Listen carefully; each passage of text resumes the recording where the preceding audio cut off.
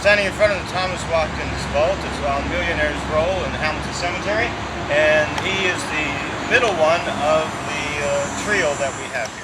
He came to Hamilton in the 1800s, 1870s, and he was a teacher, and he didn't figure that was a lot of money yet. So he started a little store downtown, and he put in a lot of interesting things in this store downtown. He actually built it. It's a multi-level store, still exists in downtown Hamilton, and in it he sold everything you could possibly want. So what he basically built in 1870s was Hamilton's first shopping mall. We know that store as the Wright House. It still exists today. The vault itself is fairly simple, straightforward. It's just a stone.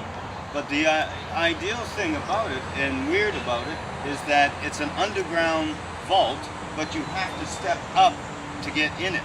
There's stairs going up to it, which means it's actually built inside the wall, or the embankment, which is underground.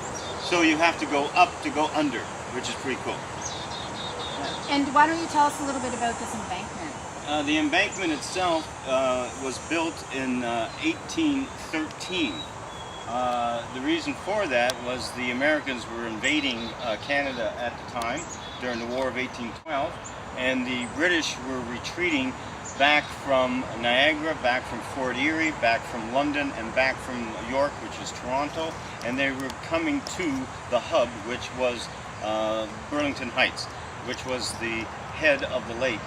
That's what it was called at the time, because Hamilton as a village or a town did not exist at the time. That wasn't this bay, was it? No, that's Coots Paradise, and the bay is over here. Oh. This embankment stretches right across the isthmus of the Burlington Heights that we're standing on, and they built this in just 3 days, and it's a fort. Wow. This is the fort of 1812.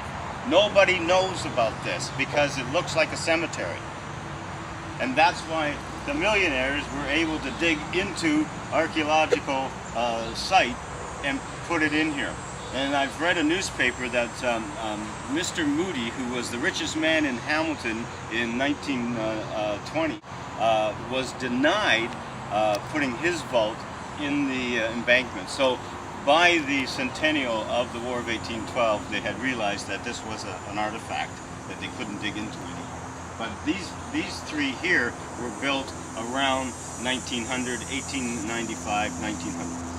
And in 3 days, they built, the British built this fort, and from this fort, Colonel Harvey marched his men down the King's Highway at night in silence to attack the Americans who were camped at Stony Creek at the Gage homestead.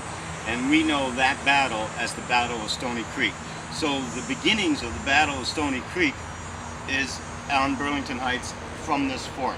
And this fort was used throughout the whole of the War of 1812 as the marshalling point, as a place where you could get your arms, where you could get your food. This was the fort of 12. And you see it, but you don't think it's a fort because you see a cemetery now. Yeah. So they built the cemetery where the fort was.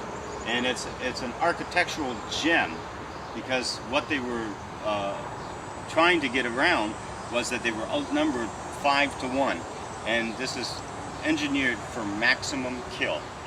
So they had to, every British person with a gun had to kill 5 Americans. If you just do the math, we would have lost. Right. They could not have done it. What are the architectural features of this vault in particular? This one here is very simple, very straightforward. It's got nice smooth rock on the front. On the side is some rough rock. You can see that from the erosion of the embankment. Inside itself has a wrought iron fence around it, and you step through the gate, and there's a, this one opens. When the family wanted to visit, or a burial was taking place, this is where the ceremony would take in.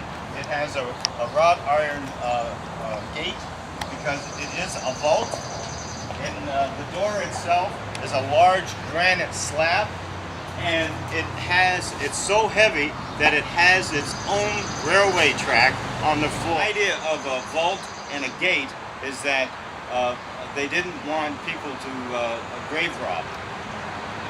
Right. Yeah.